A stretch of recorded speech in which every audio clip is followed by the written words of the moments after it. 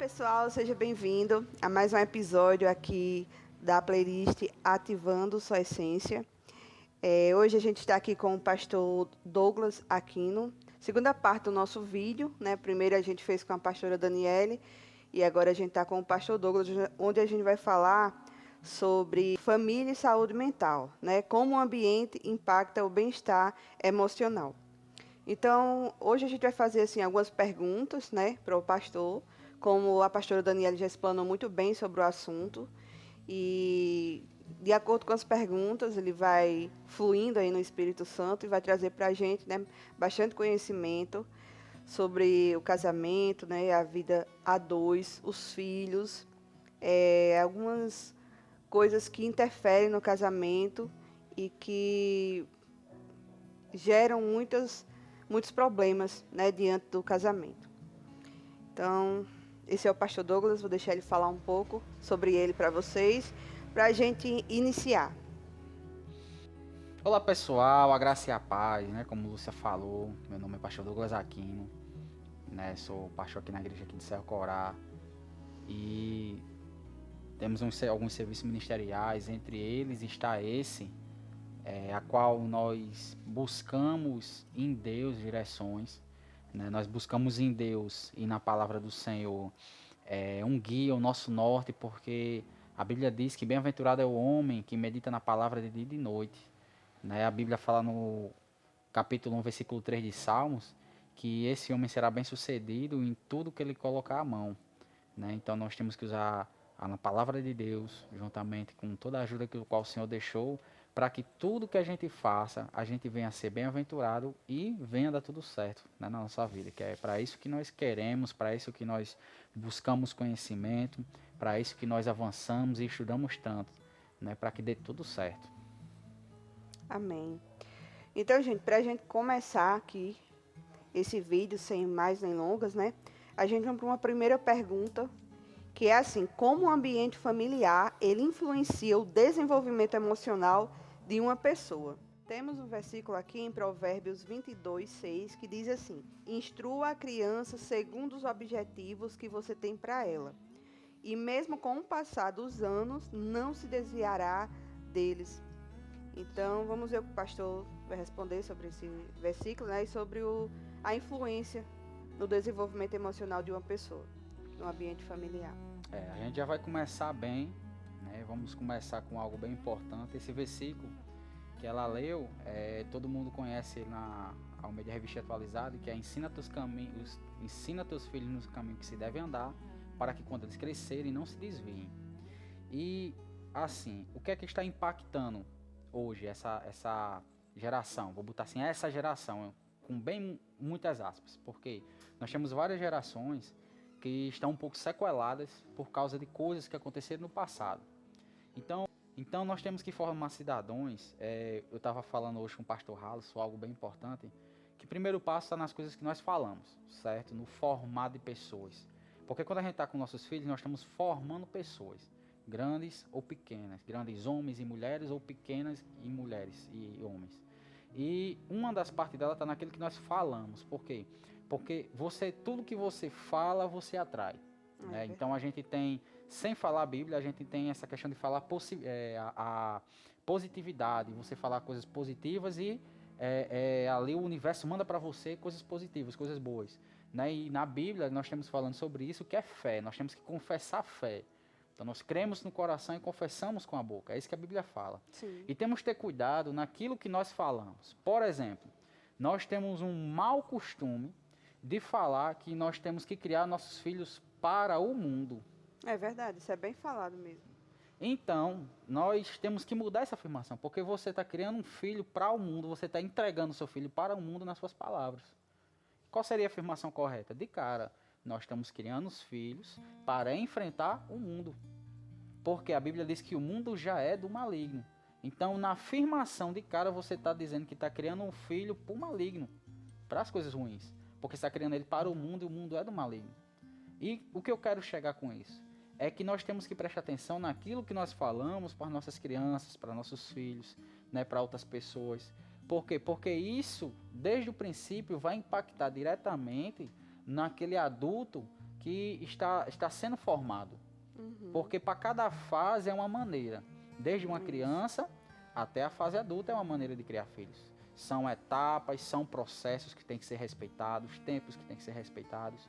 Então, por exemplo, quando meus filhos ouvem alguma coisa vindo de mim, aquilo ele está aprendendo, certo? Então, como a Bíblia fala, ensina teus filhos no caminho que se deve andar. Então, nós temos que preparar nossos filhos com a nossa doutrina, com aquilo que nós acreditamos e cremos que é correto, para que, quando ele escute algo controverso, ele mesmo venha adquirir a mentalidade do que é certo e do errado, né? A partir de nós, a partir do que nós entendemos como certo e errado, passamos para ele, para que quando ele ouça algo controverso, ele não venha ficar confuso, porque ele vai ter uma base firmada dentro de casa. Ele vai ter um chão sólido. Porque ele vai olhar para o seu pai, ele vai olhar para sua mãe e vai perceber uma segurança naquilo que seu pai e sua mãe falam, porque seu pai e sua mãe falam algo, vive algo que é muito importante, que é a maior pregação, como o pastor Kenneth Reagan falou, a maior pregação que você vai fazer é viver. Então veja só, você vive, você fala e a criança ela absorve o que você está vivendo e falando. Então ela vai começar a criar ali uma segurança desde nova nos pais para aquilo que eles estão falando. Então, eu falo algo, eu vivo algo e meu filho recebe essa segurança. Sim. Nisso eu estou treinando meu filho para enfrentar o mundo. Então, na hora que ele vai no mundo, ele vai perceber que não há segurança fora daquilo que eu falei. Então, ele vai ficar, né, obviamente, vai ficar com aquilo que ele se sentiu seguro. Então, as minhas palavras e as minhas ações dentro de casa influenciam diretamente na segurança do meu filho. Então eu posso criar um adulto inseguro ou posso criar um adulto seguro, um adulto firmado, um adulto pisado na base sólida, como o próprio Jesus falou, que nós temos que construir nossa casa sobre a rocha, que é o que? Algo sólido, algo firme, algo que você tem segurança. Então impacta diretamente, porque hoje nós não estamos passando segurança para nossos filhos. Hoje nós não estamos passando o conhecimento necessário, né? Quando a gente vai ver as histórias dos hebreus, eles vinham a doutrina. Uma criança hoje, por exemplo, um palestino hoje, com 7 anos de idade, ele sabe o Alcorão de cor. É verdade. Ele sabe de cor um Alcorão. E é a responsabilidade do pai e da mãe passar essa doutrina para essa criança. Então, dentro desse contexto, nós temos que fazer uma análise própria, como a Bíblia diz lá em 1 Coríntios, capítulo 11, Paulo fala, examine-se, pois, o homem a si mesmo. Né? Aí ele fala, então participe do pão e do cálice. Mas eu não tomo esse versículo apenas para a Santa Ceia, quando Paulo está ministrando Santa Ceia. Eu tomo ele para tudo que nós vamos fazer. Porque nós temos que fazer essa autoanálise nossa, nós temos que nos analisar primeiro. Porque como é que eu vou passar uma segurança para nossos filhos se eu mesmo não estou seguro em algo, eu mesmo não estou firmado? Que tipo de segurança, que tipo de conhecimento eu vou passar aos meus filhos? Quais as experiências? De um homem que errou muito, ou de um homem que sempre foi falho, ou de um homem que foi sempre seguro, convicto, fiel aos mandamentos de Deus, né? Fiel naquilo que é correto. Sim. Por exemplo, qual é o canto no mundo que tem dizendo que não se pode mentir? Onde é que tem uma lei? Onde é que tem uma constituição? Onde é que tem algo dizendo que não pode falar mentira? Somente a palavra de Deus, né? Somente a palavra de Deus. Então, como é que eu vou passar para meu filho, para ele ser um homem verdadeiro, um homem íntegro, um homem de caráter?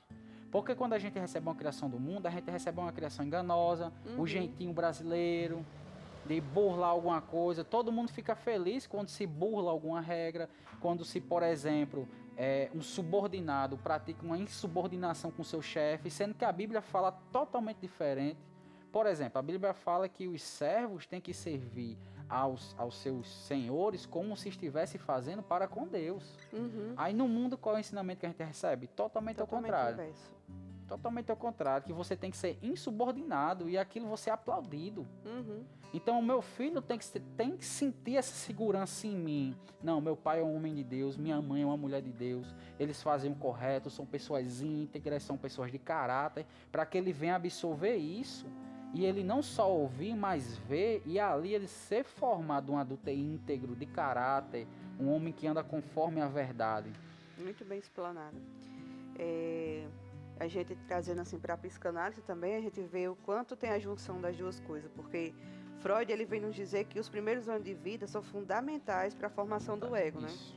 Então, assim, a relação com os pais, com os cuidadores, que muitas vezes também os filhos não estão sempre com os pais, né? Isso. É o primeiro modelo de vínculo, afetando, assim, a autoestima da criança, a segurança, a forma da pessoa lidar com o mundo e com os conflitos que tem nele.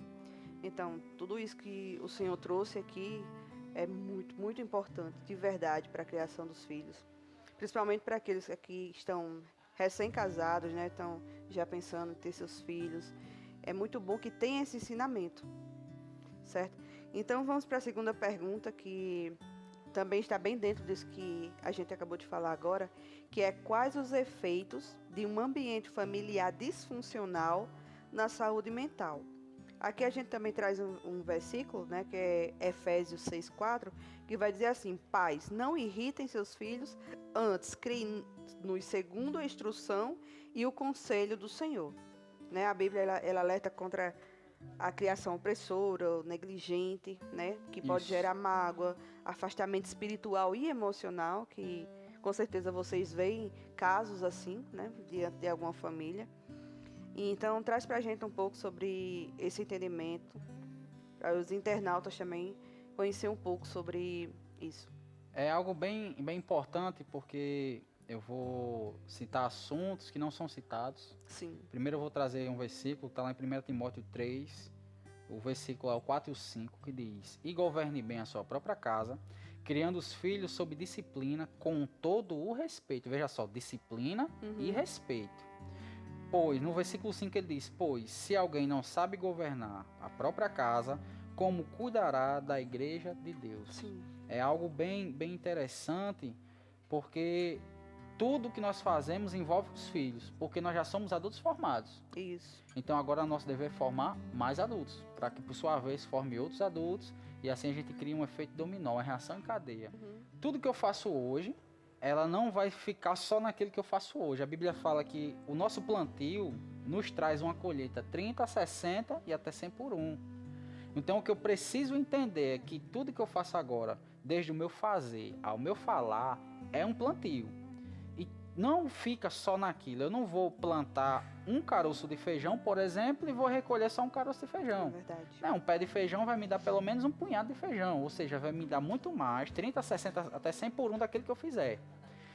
Então essa reação em cadeia pode ser algo bom, benéfico, eu posso criar uma reação em cadeia ótima, algo maravilhoso, eu posso estar ali formando um adulto que vai formar outros adultos, que vai formar vários adultos, e ali passar para frente uma doutrina boa, uma doutrina agradável, pessoas de caráter, sabe, todo esse contexto maravilhoso. Ou, por exemplo, eu posso passar pessoas amargas para frente, uma reação em cadeia ruim, onde eu formo um adulto sem caráter, onde eu formo um adulto depressivo, e esse adulto vai formar outros, que vão formar outros, que vão formar outros.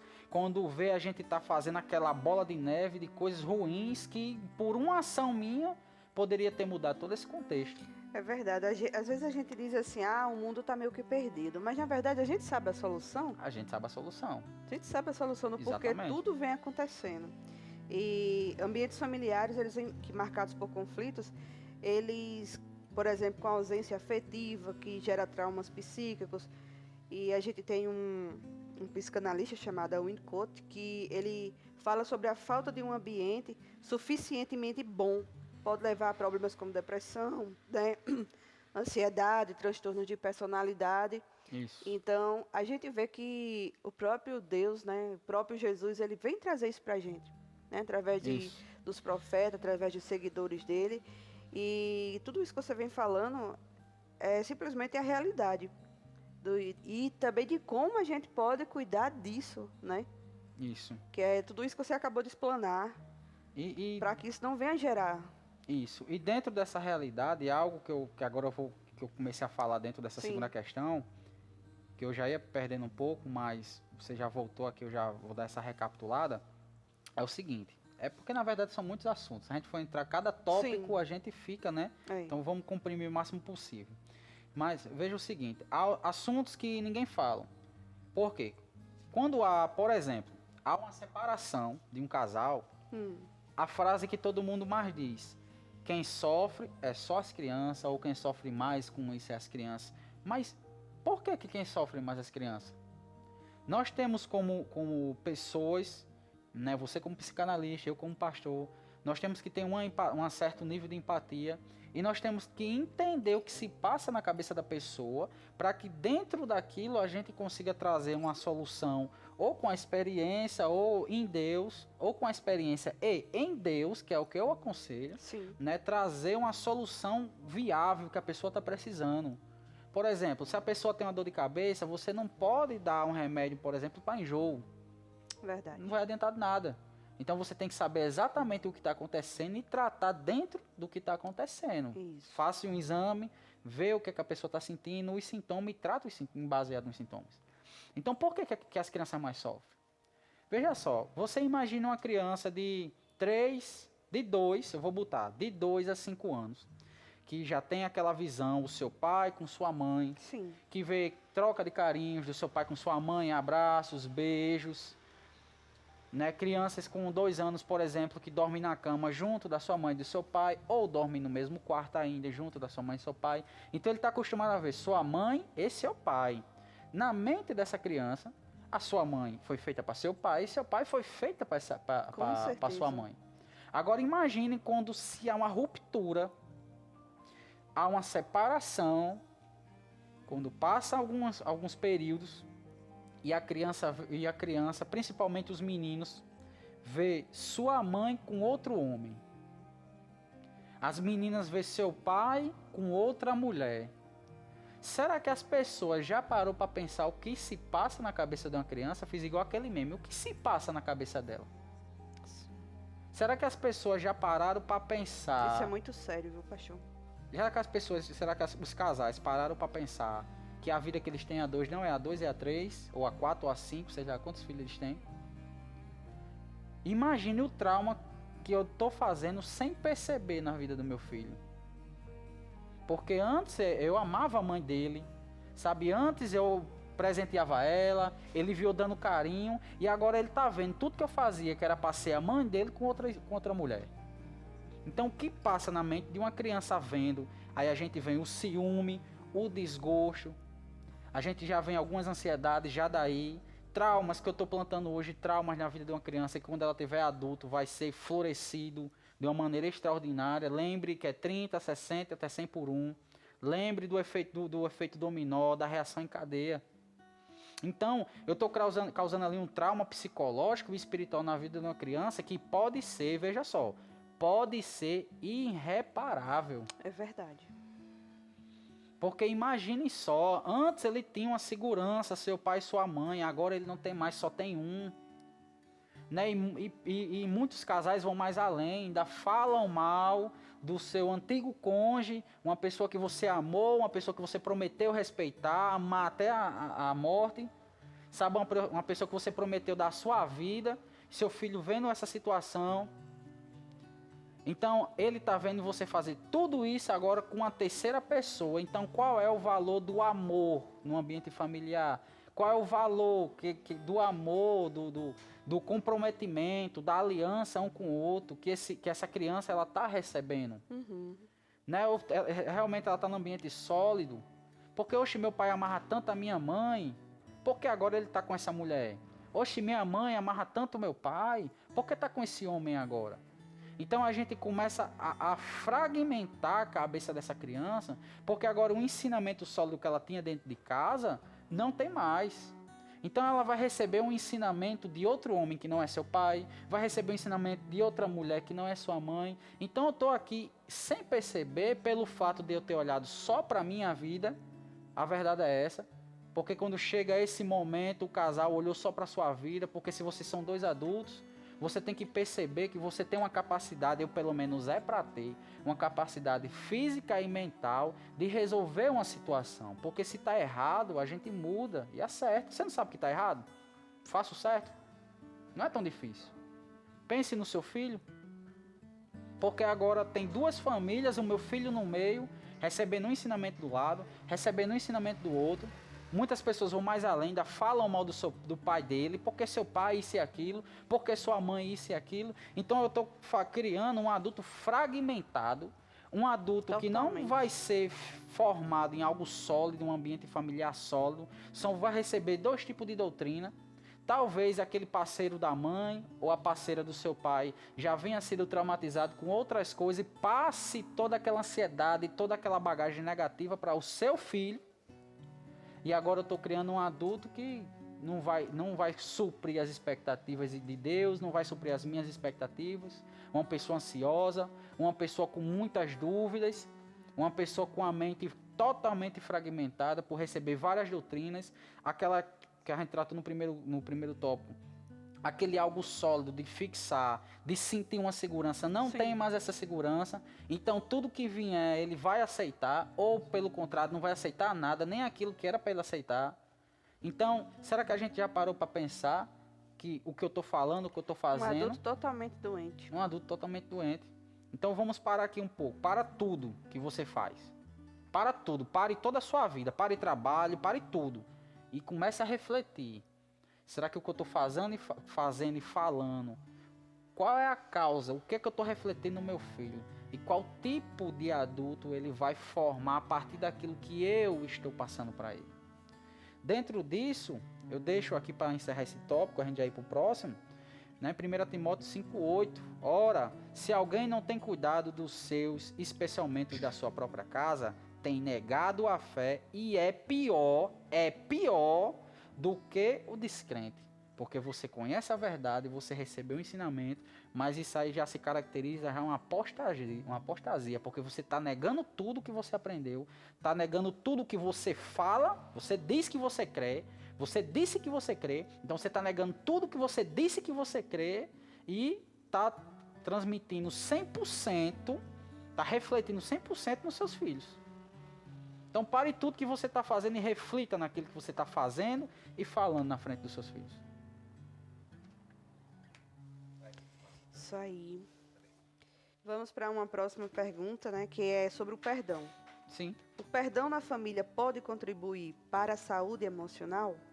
Aqui a gente também tem uma base que é Colossenses 3:13, que fala assim: suportem-se uns aos outros, certo? E perdoem as queixas que tiverem uns contra os outros. Perdoem como o Senhor lhes perdoou. O perdão, ele restaura relacionamento e liberta o coração da amargura.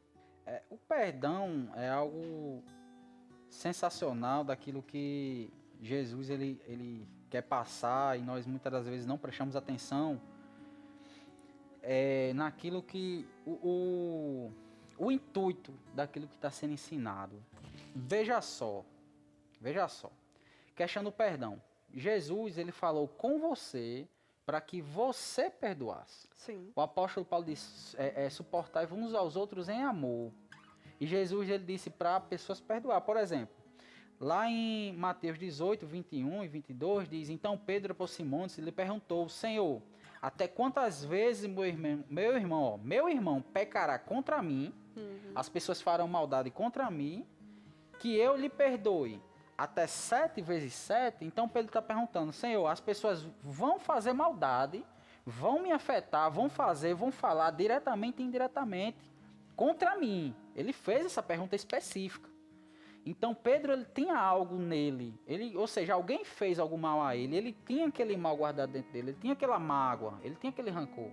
E ele perguntou a Deus: por quanto tempo eu vou suportar isso? As pessoas fazendo maldade contra mim. Sim. Será que eu tenho um limite de vezes que eu posso perdoar? É 7 vezes?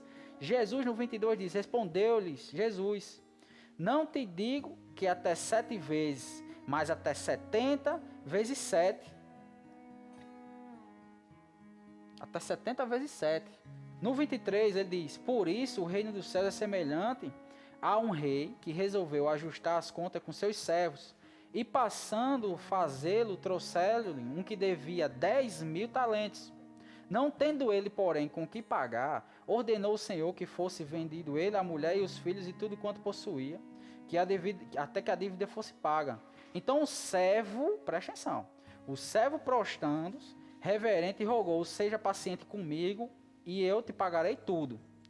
27 diz: então o Senhor daquele servo, compadecendo-se, que é o que Deus fez com nós, compadeceu-se de nós, mandou-o embora e perdoou a dívida. O rei que aqui é comparado a Deus, perdoou a dívida, que no caso nós. Saindo, porém, aquele servo, encontrou um dos seus conservos que lhe devia 100 denários. Veja, ele devia 10 mil e encontrou uma pessoa, foi perdoado, e encontrou uma pessoa que lhe devia 100. E, agarrando, sufocava, dizendo, paga-me o que me deves. Então, seu servo, caindo-lhe os pés, lhe implorava, da mesma forma que ele fez, seja paciente comigo e te pagarei. E ele, entretanto, não quis, ele não quis. Antuíndio se lançou na prisão até que saudasse a dívida. Vendo os seus companheiros que havia passado, entristeceram e foram relatar ao Senhor tudo o que acontecera, né? As pessoas ali. Então o seu senhor, chamando-lhe, disse, servo malvado, eu perdoei-te aquela dívida toda que me suplicasse. Não devias tu, igualmente, compadecer-te do teu conservo, como também eu me compadeci de ti? Né? E indignados, o seu senhor entregou aos verdugos até que lhe pagasse toda a dívida, e assim também meu Pai Celeste vos fará, se do íntimo não perdoades cada um do seu irmão. O que é que Jesus está trazendo aqui? Ele está trazendo uma parábola. Ele deu a resposta. Pedro perguntou, mas até quando? 7 vezes? E Jesus disse, não, até 70 vezes 7. Por quê? Aí ele entra com a parábola, uma explicação. Ele fala desse rei, que é comparado, o reino do céu é comparado a, ele traz uma explicação para que as pessoas entendam um pouco, um reflexo da verdade. E ele fala, um cara devia ao rei 10 mil, o rei perdoou. Só que esse cara que devia 10 mil, que foi perdoado, não perdoou uma dívida de 100. E jogou o cara na prisão até que saudasse a dívida. O rei, aí chegou até o conhecimento do rei, o rei chamou ele e disse, por que você não teve coragem de perdoar? Veja só, vamos só entender. Ele devia 10 mil e foi perdoado. Se a gente for colocar na balança, quem era a pessoa que mais precisava? Ele. Ele é o que devia mais. Aí o rei disse, então eu consegui lhe perdoar esse tudo, e você não conseguiu lhe perdoar, era para você ter feito a mesma coisa que eu fiz com você. O que foi que Deus fez com a gente? Perdoou. Então Jesus ele trouxe esse ensinamento. Mas qual é o intuito desse ensinamento? Porque a Bíblia diz lá em Jeremias, buscar-me-eis e me achareis quando me buscar de todo o vosso coração. Muitas pessoas não estão achando o Senhor por quê? Tem uma cláusula na nossa busca. Buscar de todo o vosso coração. Mas se eu estou com o coração cheio de mágoa? Se eu estou com o coração cheio de rancor? Não tem como, né? Você já não está mais buscando de todo o vosso coração. E ele disse, buscar-me-eis e me achareis. Ele está dizendo, você só vai me achar quando você realmente me buscar de todo o vosso coração. Por quê? Porque nós mesmos, se nós formos colocar na balança, o apóstolo Paulo disse, gente, a graça veio aí, veio um favor imerecido, mas a pessoa que mais precisa sou eu. Ele reconhecia que ele era esse rapaz que eu acabei de ler, que devia 10 mil ao pai. Então como é que eu vou julgar uma pessoa que deve 100? Quando nós perdoamos, toda aquela carga negativa espiritual, toda aquela carga negativa que nós temos na nossa alma, aquilo é retirado de nós. Porque perdoar é uma escolha. Quando eu não perdoo, aquela mágoa, aquele rancor vai me acompanhar pelo resto da minha vida. Com certeza. Viu? Muitas das vezes eu poderia estar fazendo algo bom, algo construtivo. A Bíblia diz que tens em vós pensamentos de paz, retém de tudo que é bom. Então, eu poderia estar com a mente saudável. Veja só, a sua mente, ela tem que estar saudável. Mente atribulada não toma decisões conscientes. Porque você está focado em algo, você só pensa naquilo. Libera esse perdão, sabe? Deixa, se a pessoa lhe atrapalhou, então ela só lhe atrapalhou até aqui. Escolha perdoar, se livra dessa bagagem. Eu mesmo perdoei muita gente que eu tinha rancor. Eu mesmo perdoei. Né? Eu vou falar abertamente porque ninguém conhece meu pai. Por exemplo, meu pai, quando meu filho nasceu, eu liguei para ele, ele disse que eu não ligasse mais para ele, porque ele já tem a família dele e eu estava atrapalhando. Mas eu já um adulto com uma mente formada. Né? Então, se eu vivi até aqui sem ele, eu vou viver mais para frente sem ele. Eu já tenho grandes pessoas, tenho meu pastor Ricardo, tenho meu sogro, que me mostrou que eu vi neles o que é ser pai. Né? Então, eu não vou ficar guardando mágoa dessa pessoa que não está nem aí para mim. Ei, é ela e Deus. É como a gente fala na psicanálise, né? É ressignificar o trauma. Esquecer, claro, a gente não esquece. Não mas esquece. a gente aprende a ressignificar aquele trauma. Porque Isso. trabalhando o ressentimento, ajuda a ressignificar as experiências e trazer paz interior, né? Paz Fortalecendo interior. o eu. Isso, então rapaz, você pode ter uma ótima noite de sono, você pode ter um momento maravilhoso com sua família, você, sei lá, pode assistir um filme, você pode ser livre. Libera esse perdão, porque essa mágoa que você está guardando dentro de você, seja de alguém, ou algo bem importante, sabe, Lúcia? Sim. Você guardar a mágoa de você mesmo por decisões erradas que você acabou tomando. Isso é bem importante né? mesmo. Muitas das também. vezes sem experiência, Às mas... vezes não é nem do outro, mas o que a Isso. gente já fez e que a gente se culpa. Isso mesmo, então se perdoe você em primeiro lugar, se perdoe, porque se você não tivesse errado, se você errou, foi porque você não tinha conhecimento. Com certeza. Certo, você recebeu conhecimento de uma maneira dolorosa, mas é só você não errar mais. O que é que Jesus disse para Maria Madalena? Vai e não peques mais. Então, você errou, beleza, acabou, passou. Você não pode mudar seu passado, você pode escrever seu futuro através daquilo que você está fazendo agora no presente. E o que é que você está fazendo no presente? Você está remoendo coisas suas e de outras pessoas que só lhe atrapalham. Você está perdendo noites de sono, perdendo, como eu falei, momentos maravilhosos com sua família, com seus filhos, com sua esposa, com seu marido, com seus amigos, que você poderia sair. Você não deixou de sair. Quantas vezes você deixou de sair para esparecer porque você, não estou com a cabeça para isso não. Verdade. Por quê? Porque você estava com a cabeça em um problema. Se perdoe fulano, deixe Deus resolver com fulano. A Bíblia diz que a vingança é de Deus. Então, meu irmão, lance isso fora. Não sabe guardar nada não. Vai buscar teu crescimento. Vai buscar avançar você com sua família. Reescrever a história, né? Isso mesmo. Então é essa a questão. Então vamos para a quarta pergunta, né, que é sobre o amor. Sim. Como o amor e o acolhimento familiar ela vai promover a saúde mental? A gente vê em 1 Coríntios 3:13, do 7 a 8, que fala assim: fala do amor que tudo sofre, tudo crê, tudo espera e tudo suporta. Tudo suporta. Então, um lar baseado nesse amor, né, é fonte de cura e estabilidade. Quando a gente vê na psicanálise que a gente está tratando, né, isso a gente diz o seguinte, que o acolhimento ele é uma escuta à validação emocional, né, porque vai promover o desenvolvimento de um ego fortalecido e o apego seguro gera confiança e saúde emocional duradoura. Traz para a gente um pouco, pastor, sobre esse amor e acolhimento que promove a saúde dentro do relacionamento, né? Isso. Saúde emocional. Rapaz, é porque... A gente já falou sobre o perdão, que também não Isso. deixa de ser, né? Isso. Uma forma de promover a saúde mental dentro de um relacionamento também, que é importante. Isso. É algo bem interessante, porque eu costumo dizer, eu pego muito pessoal, que eu falo, vamos abrir no primeiro versículo da Bíblia. Aí o pessoal vai para Gênesis, né? Sim. Buscando Gênesis capítulo 1, versículo 1.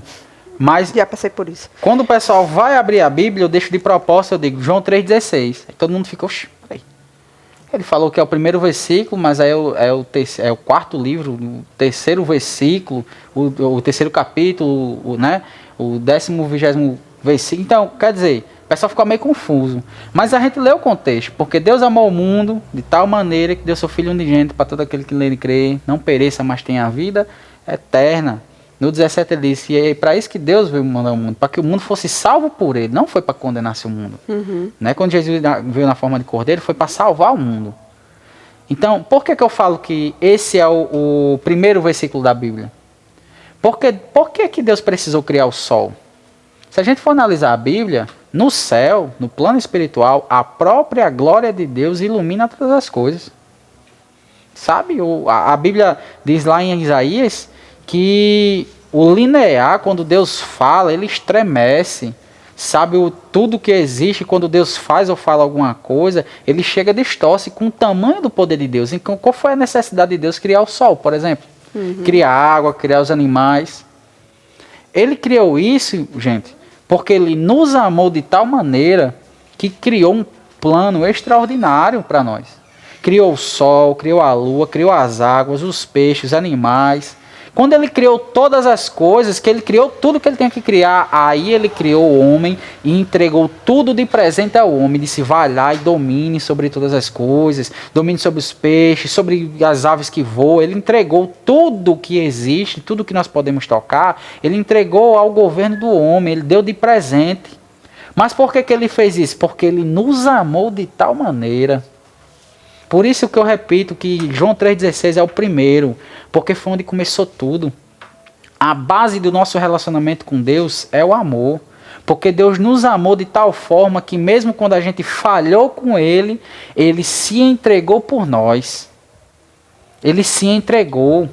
Sabe, a Bíblia diz, lá em Isaías 53, que ele foi entregado como uma ovelha aos seus tosquiadores e ele não abriu a boca. E Jesus não abriu a boca. Você sabe qual foi o momento no processo da crucificação que ele abriu a boca? Quando ele estava sendo preso na cruz, mas o amor dele para conosco era tão grande que ele sendo preso com pregos na cruz, ele orou para nós. Ele disse, Pai, perdoa-lhes, pois eles não sabem o que fazem. Adicionando, complementando o que você ainda em Coríntios, no capítulo 1, no versículo 5, ele diz, não conduz inconveniente, não procura os seus interesses, ou seja, o amor ele não busca seus interesses próprios. O amor ele coloca os interesses da pessoa amada acima dos seus próprios, o amor do tipo de Deus. Lembrando, 1 Coríntios 13, Paulo vem refletir o amor do tipo de Deus. Sim. Então, tudo que ele fala no capítulo 13 é falando do amor de Deus.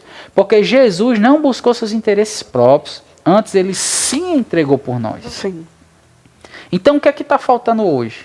Essa parte, esse amor. Porque o que é o amor hoje? O amor está distorcido. O que é o amor hoje? O amor é um jovem. Eu vou pegar esse exemplo do pastor Rodrigo Silva, que é arqueólogo e teólogo. E ele tem exemplos extraordinários, eu tomo alguns para mim, para crescimento. Tudo que é para crescimento, pegue para você e agarre. E o que ele disse, o que é o amor hoje? O amor está distorcido. Sabe o que é o amor? Um jovem que vai para uma festa, vai para uma balada, enche a cara na cachaça, sai bêbado, bate o carro, mata pessoas. E o pai, porque o ama, vai lá, paga a fiança e solta ele, está tudo bem. Gente, não está tudo bem. Verdade. Esse é um amor distorcido. Distorcido. Aquela história de todo tipo de amor é válido é mentira. Com certeza. Porque o pai, ele para na porta e espera você abrir. Ele não interfere no seu livre-arbítrio. Sabe, ele deixa você livre para você fazer o que quer. Mas o filho pródigo sabia o caminho de casa. O pai não foi atrás dele porque ele sabia para onde voltar. Então nós temos que passar esse amor do tipo de Deus. Eu coloco os interesses seus à frente dos meus, mas tem coisas que não fazem parte do amor. Porque o amor ele tem que ser recíproco, ele tem que ser, sabe, ele tem que ser, o amor ele tem que ser, não é individual, ele tem que ser um algo igual. Então eu vou amar você e Deus ama tanto vocês que deixa vocês irem para o mundo se você quiser. Você vai beber, vai bater o carro, mas você vai ficar preso lá até quando você quiser. Agora, a partir do momento que você decide voltar, então o pai ele está de braços abertos para receber. Né? Então, o que é que está faltando? O amor verdadeiro. Não é o amor distorcido. Lá em João capítulo 8, 32, diz, conhecei-vos a verdade vos libertará. Então, de tabela, se a verdade liberta, então a mentira, ela aprisiona. Então, nós temos hoje muitas pessoas aprisionadas de um amor falso, em prazeres passageiros, em coisas superficiais, numa romantização de coisas superficiais de uma maneira extraordinária. Né? A gente vê adolescentes, antes era só adolescentes. Por isso que quando eu falei agora há pouco, eu disse bem muitas aspas nessa geração, porque a geração devia ser os adolescentes, mas não, adultos, pessoas já chegando já numa idade já avançada, se comportando como adolescentes, como crianças mimadas, sabe? E o que vai dar para um, vai dar para o outro. Então a gente vê a mentira aprisionando as pessoas, por isso desse vazio, porque falta o amor verdadeiro. Porque se nós estivéssemos com amor verdadeiro, muita coisa não estaria do jeito que está hoje. Espero que vocês que estão assistindo aí, gente, estejam com um caderninho anotando, porque esse vídeo aqui é só ensinamento, viu? Vamos para a quinta pergunta. Diz assim: qual o papel dos pais na formação da identidade emocional dos filhos? Eu acho que até aqui a gente falou bastante sobre isso, querendo ou não, entra bem dentro dessa pergunta. Mas vamos ver aqui esse versículo de Deuteronômio 6, do 6 ao 7, que diz assim: estas palavras que hoje te ordeno estarão no teu coração, tu as inculcarás a teus filhos. Então, acho que foi a primeira pergunta que a gente falou, né, sobre a formação de identidade. E essa pergunta aqui também não deixa de ser, né? Os pais, eles são formadores de identidade espiritual e emocional por meio de exemplo e da instrução, né? Nós, pais, somos como se fossem espelhos. Eles veem e eles repetem aquilo que a gente faz. Mas vamos ouvir o ensinamento também do pastor Douglas. Essa é a questão, Lúcia. Esse é o ponto. Meu filho, ele vai absorver aquilo que eu sou, né? Então, qual é o papel dos pais na formação? Primeiro, você viver uma vida íntegra, de caráter.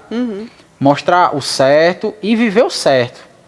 Mostrar para o seu caminho. Porque os filhos, eles vão seguir os passos dos pais, né? Então, meu filho, ele vai replicar tudo aquilo que eu fizer e falar. Por exemplo, se eu tenho uma relação boa com meus filhos, com minha esposa, ele vai replicar isso na vida dele, com a família dele, com os filhos dele, com a esposa dele. O que eu fizer, nós fazemos, na verdade, vai replicar na vida dele. Então, como é que eu faço? Como é que eu estou tratando minha esposa, meus filhos? Então, dessa maneira, o que eu faço, ele vai seguir meus passos, vai replicar com a família dele, com a esposa dele, né? Minha filha com o marido dela, com os filhos dele. Né? Então, cabe muito a mim andar de forma digna para que meus filhos, eu estou seguindo aqui de forma digna e meus filhos estão seguindo atrás de mim. Né? Então, cabe eu caminhar uma trajetória correta para meus filhos também trajetar uma trajetória correta. Pastor, a gente também, a gente que está nessa geração, né, que ela é bem diferente das outras gerações passadas, e para trazer também um ensinamento voltado para quem está no seu segundo casamento, né? Que a gente precisa também de um ensinamento assim. E o que eu penso, existe sim padrastos e madrastas que não são lá essas coisas que a gente sabe para os filhos, né? Dos seus parceiros. Mas a gente sabe também que existe padrastos e também existe madrastas que estão aí para mas como eu posso dizer aqui, enfrentar isso aí e ser uma boa mãe, né? E ser também um bom pai, tanto para aqueles que perderam, né, para morte, ou também para aqueles que se separaram, casaram novamente e estão assumindo aí seu papel de pai, assumindo aí seu papel de mãe. E o que você traz para esse relacionamento, quem está no segundo casamento passando por essa situação? Certo. Hoje, infelizmente, é algo bem comum, né? Comum. Por exemplo, você vem no segundo casamento, eu também venho no meu segundo casamento. A instrução é a mesma. Quanto a uma escolha de um parceiro ou de uma parceira, eu não tenho que só pensar em mim, certo? Até porque quando vem a mãe, sempre ela está pensando no filho, né? Isso. Assim como o pai também sempre está pensando no filho. Com certeza. Então não pode rolar aquele ciúme, né? Que muitas vezes tem. Exatamente. Querer a atenção bem focada, sabendo que a pessoa já tem uma atenção. Isso mesmo, né? Lembre que o amor não busca seus interesses próprios. Então, se eu amo meus filhos, eu tenho que buscar os interesses dos meus filhos também. Então, muitas das vezes uma pessoa pode ser boa pra gente, né? E não pode ser boa para meus filhos. Verdade. Então, aí é a pergunta, será que eu quero mesmo aquela pessoa para ser mãe, para ser pai, assumir esse papel? Porque o que eu visualizo é o seguinte, você tem que pegar tudo que você errou, tome como ensinamento, tome como experiência e faça diferente. Quando eu conversei com o meu pastor, o pastor presidente, e ele é o meu mentor em muitas coisas, eu falei para ele, eu disse, pastor, eu já tive um relacionamento, durou um período não tão grande, mas um período bom, e eu não quero, eu vejo tudo que eu errei. Eu visualizei tudo que eu errei ali. Só que nesse eu não quero errar. Porque se a gente não tivesse tanto errado, alguma das partes, ou as duas partes, talvez a gente tivesse no nosso primeiro relacionamento até hoje. Com certeza. Né? Então nós temos que pegar toda essa bagagem, tudo que você errou, tome que ensinamento e faça diferente. Lembre que seus filhos vão fazer os mesmos passos. Aí o que, que ele vai ver? Beleza, meu pai errou, minha mãe errou, mas ele consertou agora, tá vivendo uma vida boa, né? Então você tem que ter sabedoria para escolher o seu cônjuge. Pegue tudo que você errou, tome com experiência. Uma coisa que minha avó sempre fala, que bons filhos se tornarão bons maridos. Né, boas filhas se tornarão boas esposas. Então perceba que se a mulher não é uma boa filha, se o homem não é um bom filho, como é que ele vai ser uma boa esposa? É aquela coisa, né? Se o filho bate na mãe, Isso. é totalmente ignorante com a mãe, com certeza vai ser com a esposa. Né? Do mesmo jeito. Mesmo jeito, se a esposa é uma pessoa preguiçosa, que fica tudo para as costas da mãe, então aquilo vai refletir dentro do meu casamento. É que nem você ir para uma farra e querer arranjar uma pessoa fiel a você. Não existe, gente. Não existe. Nós temos que parar de olhar com esses nossos olhos carnais, que vê algo bom, mas a Bíblia diz o quê? Tem caminhos para o homem, parece bom. A pessoa é bonita porque tem um corpo bonito, porque sabe a pessoa se veste bem, lhe trata bem, não significa que seja uma pessoa boa. Com certeza. Então, a culpa de o padrasto ou a madrasta trazer algo ruim para nossos filhos é nossa mesmo. Porque muitas das vezes nós fechamos os nossos olhos para algumas coisas, ficamos com aquilo que nós achamos que é bom para nos confortar, mas nós não podemos nos confortar quando a gente fala em relação a nossos filhos. Porque muitas das vezes a pessoa está disposta a fazer tudo por você, mas não para seu filho. Verdade. Então nós temos que visualizar isso também. Você, querendo ou não, a madrasta, a sua companheira, ela tem que se portar como mãe do seu filho, mesmo que não seja. O padrasto tem que se comportar como pai do seu filho, mesmo que não seja. E se uma coisa é hoje, vai viver aquilo. Se Deus não intervir. Mas então, se eu comecei um relacionamento, tudo que começa errado, termina errado. Eu comecei um relacionamento, eu estou vendo que não está dando certo com meu filho, irmão, foge disso. Foge disso. Agora, se eu estou começando, eu estou vendo que está dando certo, eu estou vendo que não está sendo só bom para mim, mas também está sendo bom para meus filhos, amém. Cabe agora a gente seguir os passos bons, porque lembrando, seu filho vai seguir o que você fizer.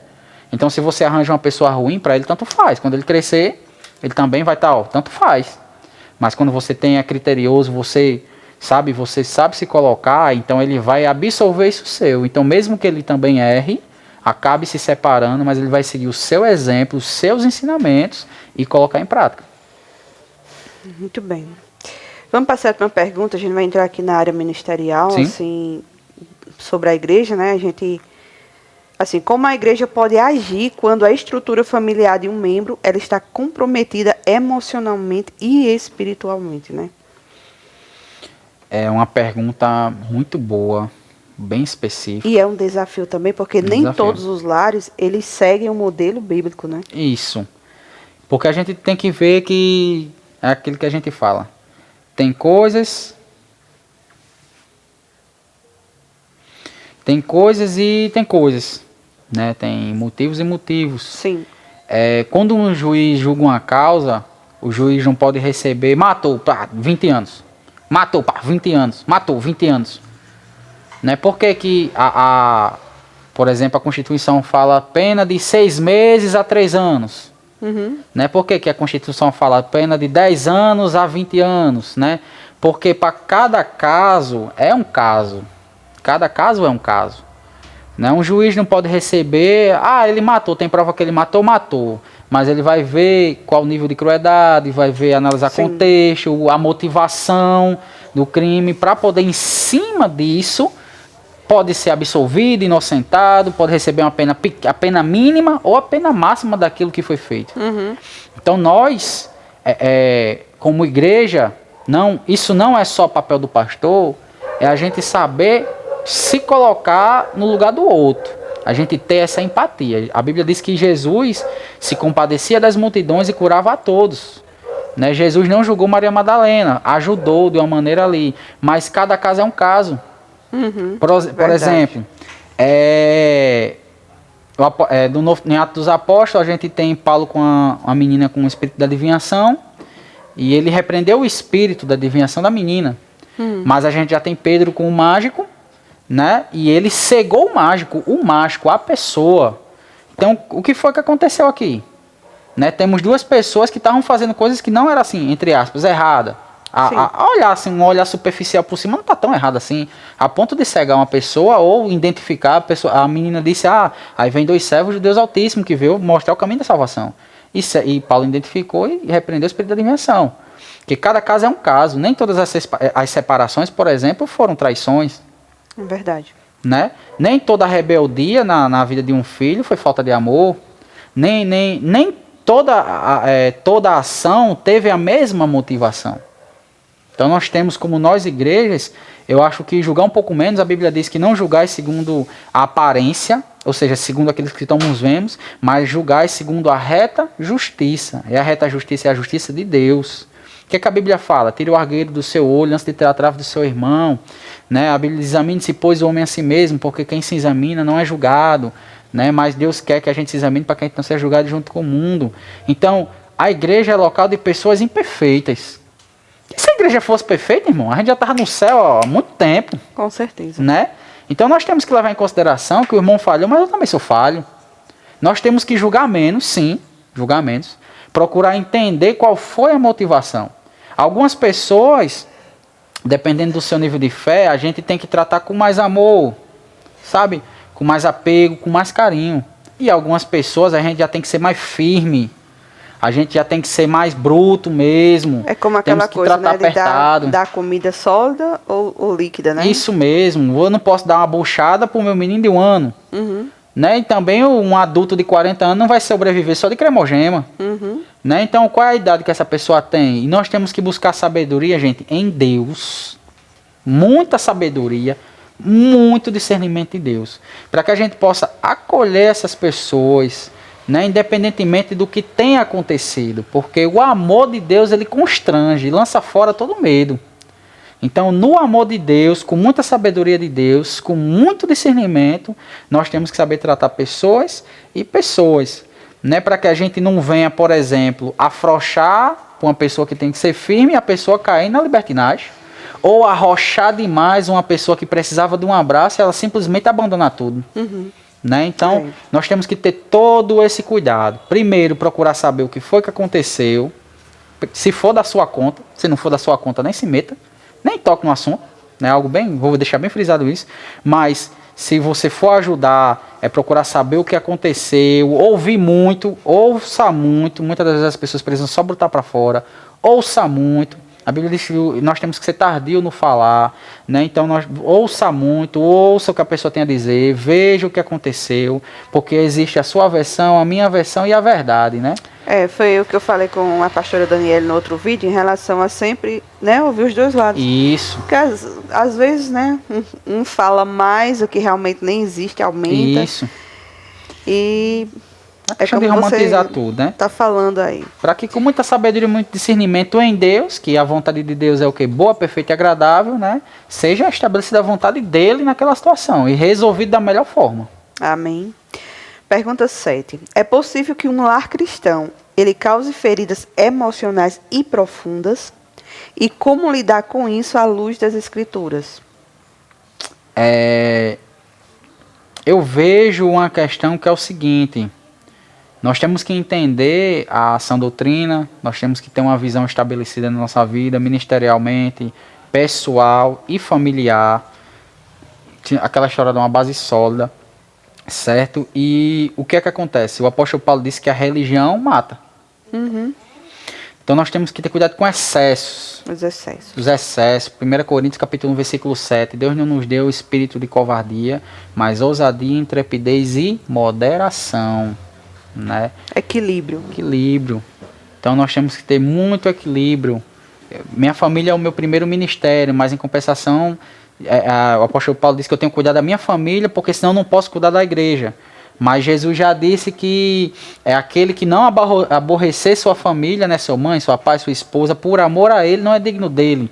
Então, se nós não tivermos essa sabedoria de discernir o que está acontecendo de um lado e de outro, a gente vai entrar em conflito, porque vai se contradizer e a gente vai ficar também se contradizendo no nosso próprio pensamento.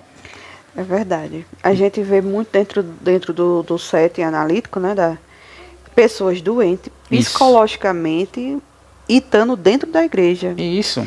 Tem um caso até de uma menina que ela adoeceu psicologicamente sendo filha de pastor. Por ser filha de pastor, aquela obrigação, a pressão psicológica. Aquela cobrança. São casos bem delicados. Complicado não, delicadíssimo para ser... E de pra lidar com isso, principalmente pastor, né? Isso. E de tabela tem uma... Eu me lembro da minha mãe, conversando com a minha pastora, minha mãe disse, eu estou sentindo peso. Que peso? Tá, o peso de ser a mãe do pastor. É como se o peso fosse maior. Sim. Porque por fato de você receber um título, você ter um cargo, a cobrança é muito maior em cima de você. Mas é aquela questão dos excessos. Eu não posso me exceder. Eu tenho que viver a doutrina, mas o apóstolo Paulo disse que a doutrina mata. Jesus, ele pregando certa vez, ele disse, cuidado com o fermento dos fariseus e dos saduceus. Aí os discípulos, porque estava falando de pães? Ele disse, não, o problema não é os pães. Vocês esqueceram quantas vezes eu multipliquei e sobrou e tudo que ele fazia sobrava? Ele não estava falando de algo natural. Ele estava falando da doutrina. A gente tem que ter cuidado com essa doutrina. Porque, primeiro, a doutrina ela tem que ser bíblica. Você concorda comigo que tem que ser bíblica? Por que você faz isso? Porque está escrito em capítulo tal, versículo tal, que tem que ser feito. Por que você não pode fazer isso? Porque está escrito aqui no livro tal, capítulo tal, versículo tal, que não pode ser feito. Simples.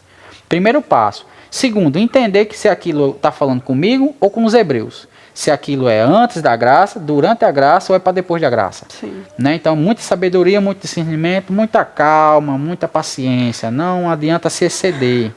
Para que você não venha a ser uma pessoa religiosa demais e aquilo lhe sufoque, o peso, a cobrança lhe sufoque, e nem você venha ter uma graça libertinosa, que é o que está acontecendo também, né? Os excessos, os dois excessos, e aquilo deixa você solto demais e você acaba se perdendo no caminho. Esfriando, né? Isso. Né? Então você tem que ter muita calma, muito discernimento e procurar intimidade com Deus e sabedoria em Deus. Sim. Por isso que Jesus disse, buscar em primeiro lugar o reino de Deus e sua justiça. Todas as demais coisas vão ser acrescentadas. Pastor, ainda dentro dessa pergunta, onde entra a responsabilidade dos pais que usam a fé para controlar ou oprimir os filhos? Eu tenho dois tipos de pessoas. Sim. Dentro dessa sua pergunta.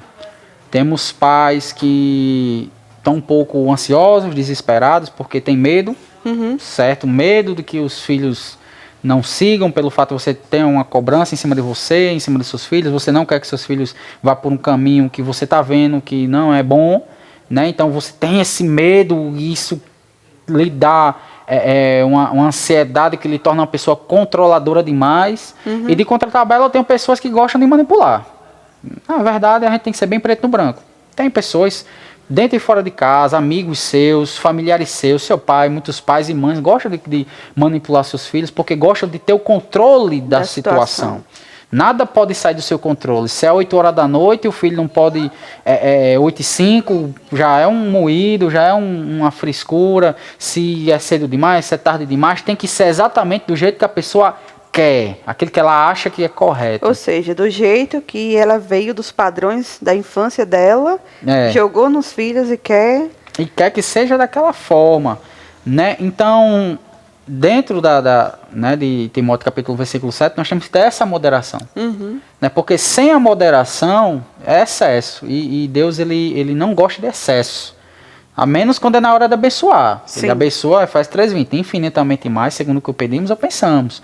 Mas em relação a certas coisas, Deus ele é bem criterioso e ele manda a gente cortar esses excessos. Pode olhar na palavra dele, nada de excesso, né? Nem 8, nem 80. É tipo um profeta que todo culto o cara quer profetizar. Toda vez é uma profecia, quer dizer, já tem um excesso aqui. Né? Em compensação, a gente tem que ter profetas calados. É outro excesso também. Ou é muito ou é pouco. Nós temos que ser centralizados, né? Com muita calma, muita sabedoria, muito discernimento, para em Deus a gente receber direções do Espírito. Romanos 8, né? Os filhos de Deus são guiados pelo próprio Espírito de Deus. Então nós temos que ter no Espírito de Deus nos guiar para evitar esses excessos e trazer consequências, né? no futuro. Verdade. Pergunta 8, né? Como discernir entre opressão espiritual e um transtorno emocional que exige ajuda clínica? Certo. Você como pastor, como você consegue discernir isso, né? Rapaz, Lúcia, essa pergunta foi bem importante. Não só para membros, mas para você que é líder. Hoje nós temos líderes frustrados, sabe? Nós temos hoje uma liderança depressiva e 70% das lideranças eclesiásticas, por exemplo, são pessoas depressivas e ansiosas, são pessoas desesperadas. O que é que está acontecendo?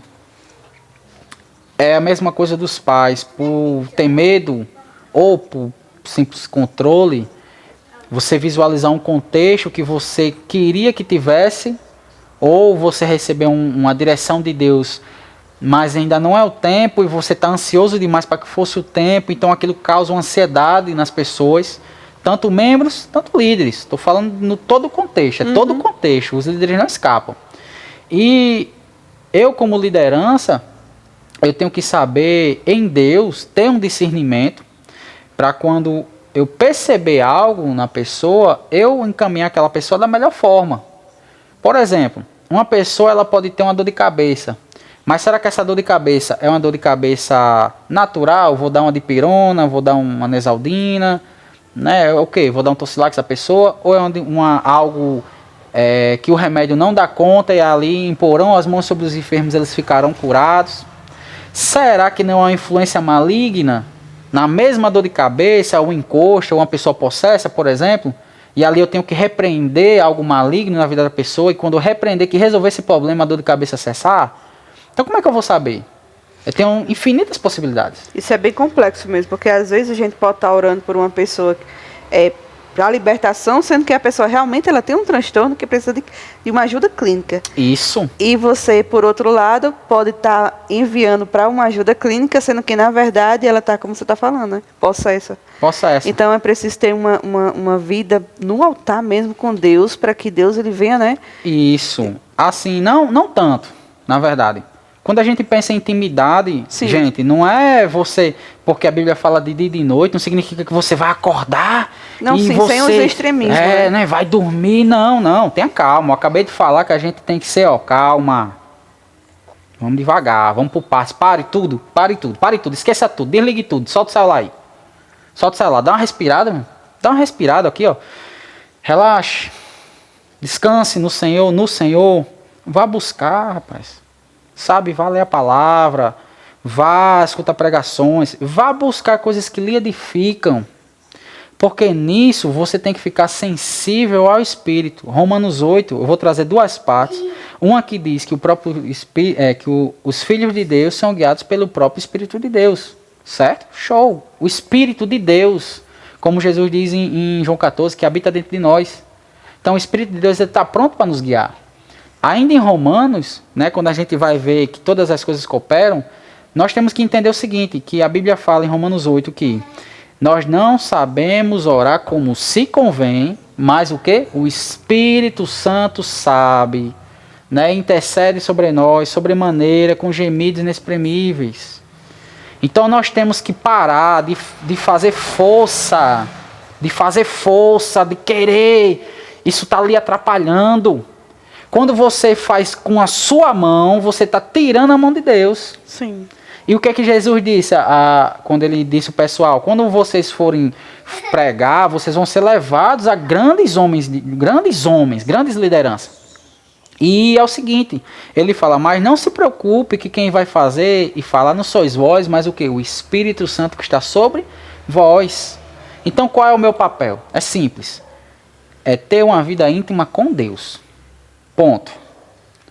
É ser cheio do Espírito Santo. Ponto. Porque de tabela vem o discernimento. Porque eu tenho uma vida íntima, eu aprendi a ouvir o Espírito Santo, eu conheço a voz do Espírito Santo. Não é algo estranho, é algo para mim, que eu estou ali com ele. Estou de manhã, estou à meio-dia, estou de noite, sem extremos. Você não vai morrer, não é porque você tem que jejuar e orar, que você vai jejuar até você ser mandado pelo hospital, por exemplo. Porque quando a pessoa vem até você, aí você vai sentir a direção do Espírito, né? Você liderança, você que também não é liderança, porque não é porque você não tem um cargo, que você não tem responsabilidades, que Deus não lhe confiou talentos, né? Então vamos parar de esperar por cargos, o cargo é só um reflexo daquilo que você já era para estar exercendo. Com certeza. Né? Se você é pastor, você tem que cuidar de pessoas. Então você tem que cuidar de pessoas antes mesmo de ser consagrado a pastor. Levado a lugares, Isso. né? Você tem que evangelizar antes de ser reconhecido evangelista. Sim. Né? Manifestar a cura antes de ser reconhecido o ministério de operação de milagres. Então, você com muito discernimento, o Espírito Santo vai lhe guiar. Então, aquela história da dor de cabeça, como é que eu vou saber qual das três? É o discernimento espiritual, que também é um dom. O discernimento espiritual também é um dom. Então não é só discernir espírito, se a pessoa está possessa, qual é o demônio que está. Não, vai muito mais além disso. É você discernir o que está acontecendo. Então a pessoa vem, né? A pessoa vem até você e você tem que discernir. Não, isso aqui é algo espiritual, irmão. Vamos orar, vamos tirar um jejum e oração. É o que? Vamos levantar um clamor. Vamos, né, se movimentar, levantar a igreja. Só eu dou conta, né? A irmã dá conta, ou você pode resolver sozinho. E da mesma forma, a pessoa pode estar ansiosa, pode estar depressiva, a pessoa pode ter algum transtorno bipolar, a pessoa pode ter algum transtorno de esquizofrênico, e eu tenho que discernir que essa pessoa também precisa de uma ajuda clínica. Uhum. Né? Por quê? Porque o psiquiatra, o psicanalista, o psicólogo, eles são pessoas, são médicos, são especialistas nessa área, na área de ajudar pessoas.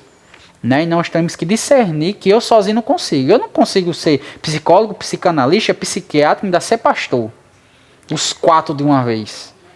Algum momento, mesmo que eu me especialize em tudo, mas em algum momento, algum vai gritar mais alto. Sim. Então eu tenho que ir em Deus, a minha vida com Deus, sem força, porque dele, por ele, para ele são todas as coisas. E nós temos que entender em primeiro lugar que é dele, o discernimento é dele, as direções é dele, o Espírito é dele. Eu tenho que estar sensível para receber dele e discernir o que está acontecendo com a pessoa, não só a liderança, mas membros também, discernir o que está acontecendo com a pessoa para encaminhar aquela pessoa para a ajuda necessária. Se é oração, é palavra, posição de mãos é imposição de mãos, se é ajuda clínica, ajuda clínica. Vê só que importante, né, o que o pastor falou.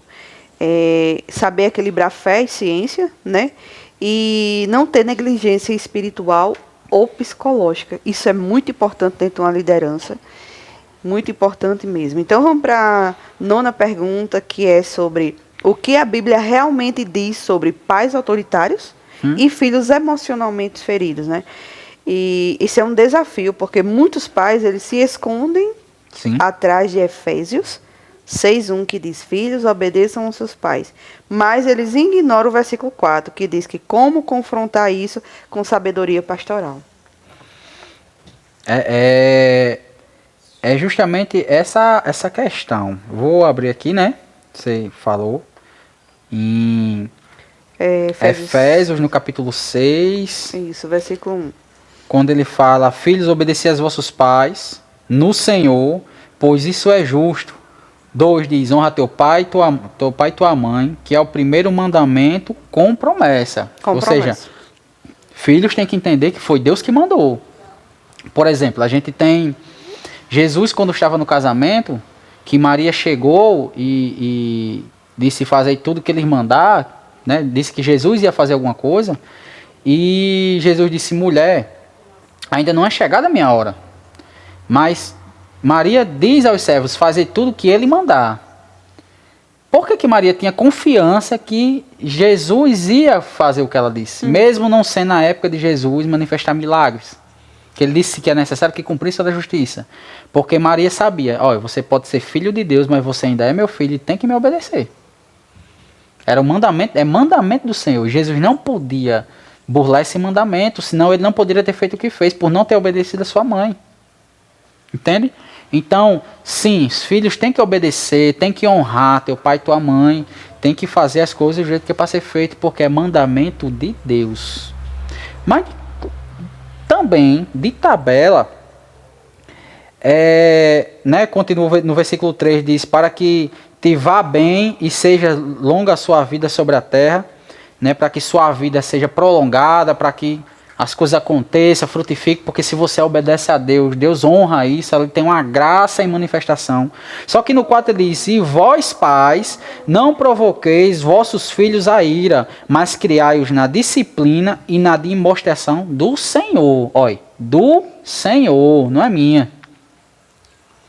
Do mesmo jeito que é mandamento de Deus os filhos obedecerem os pais, também é mandamento de Deus que os pais criem seus filhos com carinho, com amor, com disciplina, mas da maneira de Deus. Da maneira de Deus. Não é minhas vontades, é a vontade de Deus. Né? Então, é uma moeda de duas faces. Né? É uma aliança que nós temos aqui. Nós temos que entender que é uma aliança. Pai, entenda, você tem uma aliança com seu filho também. Porque ele tem que cumprir a parte dele do acordo e você cumprir a sua. Sim. Isso é uma aliança. Por que Deus entregou Jesus? Por causa da aliança que ele fez com Abraão, que entregou Isaac. Olha, os dois cumpriram a sua parte. Sim. Então, filhos têm que cumprir a sua parte, né, em ser obedientes aos vossos pais, porque é mandamento de Deus. E sendo feito isso, e você cumprindo isso, a Bíblia diz que você terá uma vida longa e boa e próspera. No versículo 3 ela fala isso. Né, o versículo 3 diz, para que te vá bem e sejais de longa vida sobre a terra. É a vida longa e boa. E de tabela ele já diz, e vossos pais não provoqueis a ira dos vossos filhos, mas criai-os na disciplina, na admoestação do Senhor. Glória a Deus. Como pastor, ele deve acolher um jovem ou adulto Sim. que se afastou da fé por causa de traumas familiares vividos dentro da igreja. E é um desafio também, porque a dor causada por líderes ou familiares religiosos, eles podem se tornar uma barreira, né? Um muro altíssimo, para que o evangelho ele chegue até esse jovem. E qual a abordagem pastoral diante disso? Essa é a questão, porque eu aprendi algo vivendo, né? Algo que meu irmão Dallas, ele, ministro de louvor, passou para mim, que ele já aprendeu também, e nós temos que ser abertos ao aprendizado. Que ele disse, ó, eu sou três tipos de pessoa fala com você. Vou dar o exemplo com você. Sim. Eu sou seu pastor, eu sou seu líder e eu sou seu amigo. Então, na hora que eu estou falando com você, qual das três pessoas é que está falando? Agora, a gente está falando na quarta pessoa, que é no momento profissional. Então, são 4 tipos de pessoas falando. Agora a gente está no formato profissional. Sim. Né? Eu não estou agindo como seu pastor, estou agindo como um pastor e você está exercendo uma especialista na psicanálise. Então, de 4 pessoas, 4 momentos. E nós, como lideranças, temos que entender isso. Né? Eu, como liderança, tenho que entender isso na forma de passar e o liderado tem que entender isso na forma de receber. Sim. Nesse caso, eu tenho que ser papel do pastor. E o pastor, ele cuida. Certo? Ele leva você em pastos verdejantes, a águas de descanso. Então, o que é que um jovem, um adulto, essa pessoa em específico está precisando? Ela está precisando receber o verdadeiro evangelho. Porque ele foi machucado com o evangelho, com muita doutrina, com muitos excessos, com muita... com muita pressão, compressão, né? Muita pressão. E ele tem que desintoxicar isso. A gente temos que fazer um trabalho com essa pessoa para que ela desintoxique disso e a gente mostre um verdadeiro evangelho. O evangelho segundo a Bíblia. Né? Um evangelho de paz, de bênção, porque a Bíblia diz que Jesus diz, ouvindo para dar vida e vida em abundância. Ou seja, não é só viver bem, é viver muito bem. Fala em Salmos capítulo 1, em que serás bem-aventurados, ou seja, uma felicidade extraordinária. E em outras coisas, ainda em Salmos capítulo 1, versículo 3, diz, tudo que você colocar a mão será bem sucedido. Quando a gente vê assim uma pessoa que diz, eu não estou me sentindo bem na igreja, não estou recebendo o que é para ser recebido de Deus, né? Eu estou espiritualmente assim fraca. Certo. A gente já percebe logo que ali existe um trauma, né? Existe uma doença ali criada, né? Sim. Daquele ambiente, alguma coisa surgiu ali. E se aquela pessoa doente sai daquele lugar e vai para outro, ela não vai se curar. Isso. Precisa ainda ser curada. Isso. Claro, se você está num local... Porque muitas vezes as pessoas saem de um lugar, né? Eu estou na igreja tal, mas eu vou sair para a igreja tal porque aqui eu vou ser curada. Mas é uma perca de tempo. O que a gente tem que entender é que não vai ser uma placa de uma igreja que vai resolver meus problemas. Quem vai resolver meus problemas é o Senhor, né? Ele disse, nesse mundo tereis aflições, mas tem de bom ânimo. Eu já venci o mundo dele, né? Mas também com abordagem pastoral, Exatamente. né? Algo que nós temos que entender. Eu, como 4 pessoas, 5 pessoas, para aquela pessoa, sou um amigo, sou um pastor, sou um líder, né, sou um profissional em alguma área específica, eu tenho que entender o que é que está acontecendo com a pessoa e ter muito discernimento. A gente volta para a questão do discernimento. Por quê? Porque será que essa pessoa, realmente, ela pode ter sido maltratada pela família ou por líderes tóxicos, ou vou botar dessa maneira? Ou será que a pessoa simplesmente não buscava? Ou será que essa pessoa também não deu uma abertura? Isso, não deu uma abertura. Não se deixou ser cuidado. Se prendeu, excluiu, correu quando quis ser. Porque assim, a palavra ela confronta. Mas ela confronta você para crescimento, não confronta você para julgamento. Sim. Não é diferente. Eu confrontar você para seu crescimento e eu confrontar você para julgamento. É 2 coisas totalmente diferentes.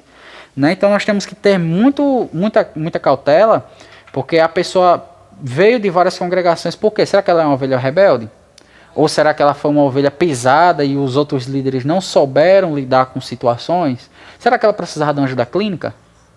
Né? E eu não discerni, disse que a pessoa tinha demônio? Verdade. Né? Então a gente tem que ter muita calma. Se resume a isso, a calma, sabedoria e discernimento.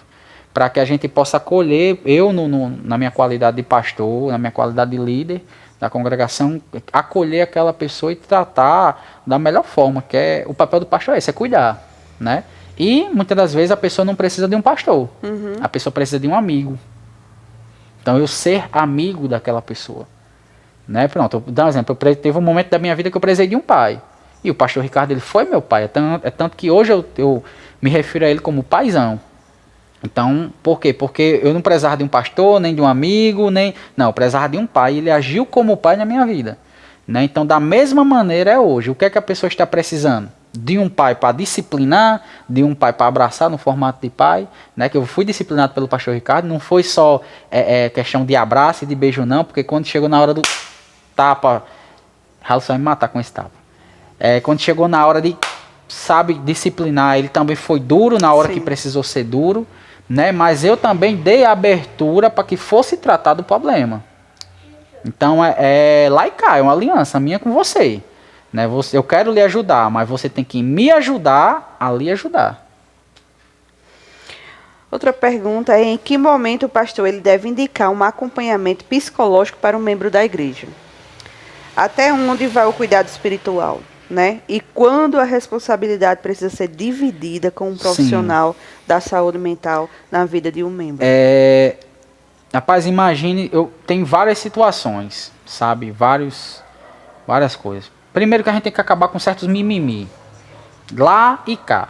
A gente tem que parar com vitimismos, cortar vitimismos e também a gente tem que cortar da nossa parte aquela romantização de certas coisas. Por quê? Porque pode ser frescura da pessoa, mas também não pode. Como é que eu vou discernir se, por exemplo, essa mulher ela está sendo espancada dentro de casa? Por isso que ela quer separar. Né? Aí, como é que eu vou discernir de uma pessoa que foi abusada fisicamente ou psicologicamente? Abusos psicológicos. Né? Traumas psicológicos. Então eu tenho que entender o que foi que aconteceu e eu, como líder da pessoa, também tenho que aceitar que eu preciso de ajuda para cuidar dela. Né? Por exemplo, a gente tem adolescentes que foram traumatizados com traumas muito fortes na sua vida.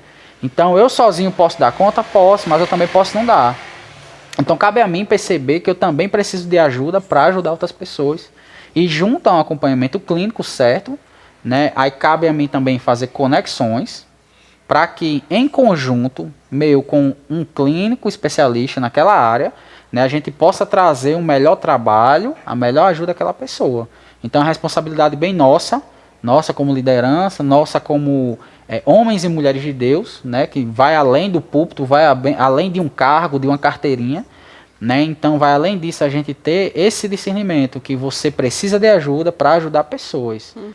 O pastor Renan, ele está fazendo a mentoria e ele pega muito, na hora que Moisés libertou os hebreus do Egito, e o seu sogro, Jétro, chega para ele dar um conselho: você precisa de ajuda, você precisa de líderes que lhe ajudem a cuidar do povo, porque isso ia consumir Moisés, ele estava fazendo tudo sozinho.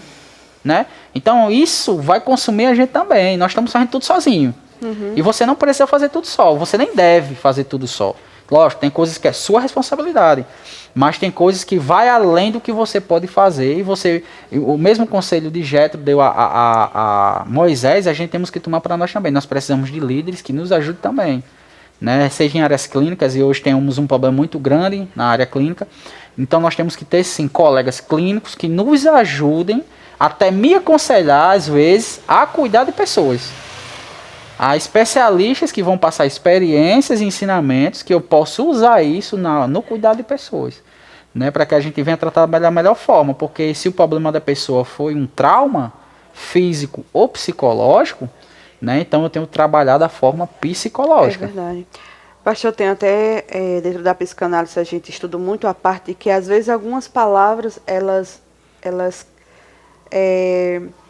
criam gatilhos na mente da gente, né? Então, assim, vendo por esse lado, imagina só, o pastor traz uma pregação voltada sobre abuso, digamos, um abuso sexual, e dentro daquela pessoa que viveu aquilo ali, né, é bem complicado. Ela acaba surtando, tendo um surto psicótico lá no meio do culto, de repente as pessoas vão lá, né, e fazem posição de mãos, sim, que eu creio que Deus pode libertar, sim. Mas se a pessoa não estiver aberta numa conexão, numa intimidade com Deus, aquilo ali não vai funcionar, né? Isso. Então, ela precisa sim de uma ajuda, né? Isso. Então aqui a gente já percebe claramente que nós não precisamos assim. Muitas das vezes o discernimento, gente, ele vai além de um dom. Nós temos que entender que nós somos pessoas adultas. Você não é só crente, você é uma pessoa adulta. Um adulto já tem que ser vivido o suficiente, ter uma sabedoria suficiente. Pronto, um conselho que uma pastora deu para uma mulher. A mulher, não vou falar só a ocasião, não vou expor nem a pessoa. Mas a pessoa, ai pastora, por que isso e aquilo, por que isso e aquilo? E a pastora chegou para ela e disse, fulana, você é uma mulher de mais de 40 anos. Quer dizer, aquela situação não era para estar daquele nível, por conta que essa pessoa já é para ter um certo conhecimento, uma certa bagagem. Um amadurecimento, né? Isso. Então, quando eu estou pregando e eu perceber uma situação dessa, eu tenho que entender que nem tudo é demônio. Então, eu não posso romantizar, querer expulsar um demônio que não existe. Mas eu tenho que perceber que aquela pessoa não está bem. Não está bem vai muito mais além do que a gente pensa.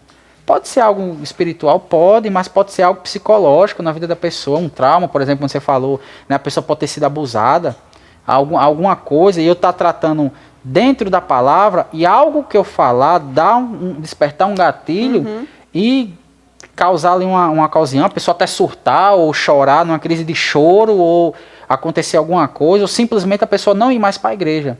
Mas, posição de pregador, a gente está olhando para o público.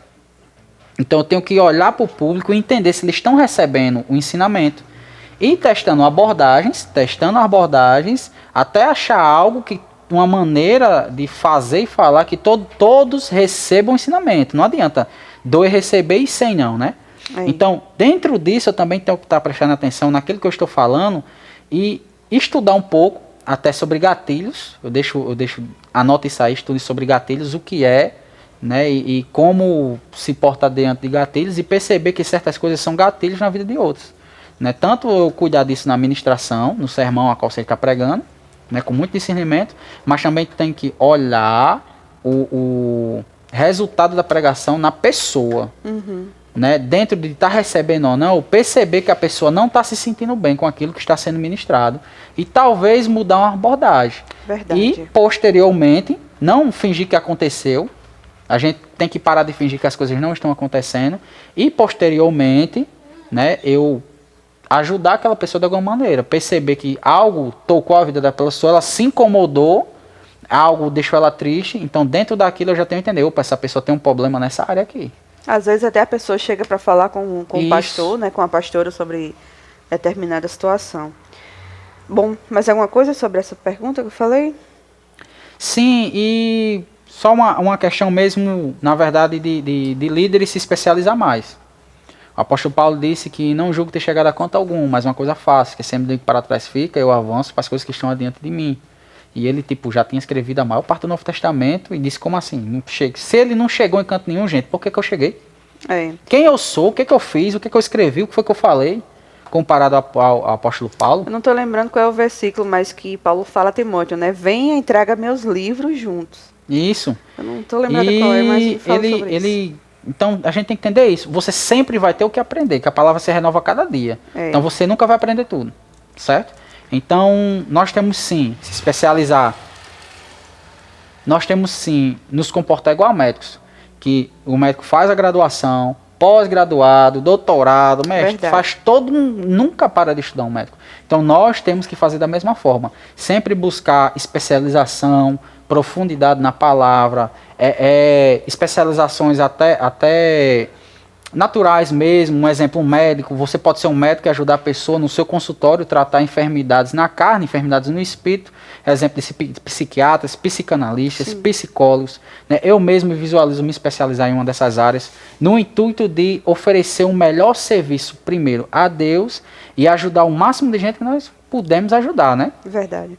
Só falando sobre o que eu falei aqui, que é 2 Timóteo 4,13, que diz assim, quando vier, não se esqueça de trazer a capa, que deixei em Carpo, em Trode, e também meus livros, e especialmente meus pergaminhos. Então aí a gente já vê o quanto Paulo ele era estudioso, né? Estudioso, justamente. Para trazer o buscando melhor. Conhecimento, sempre Vamos para a especializando. última pergunta.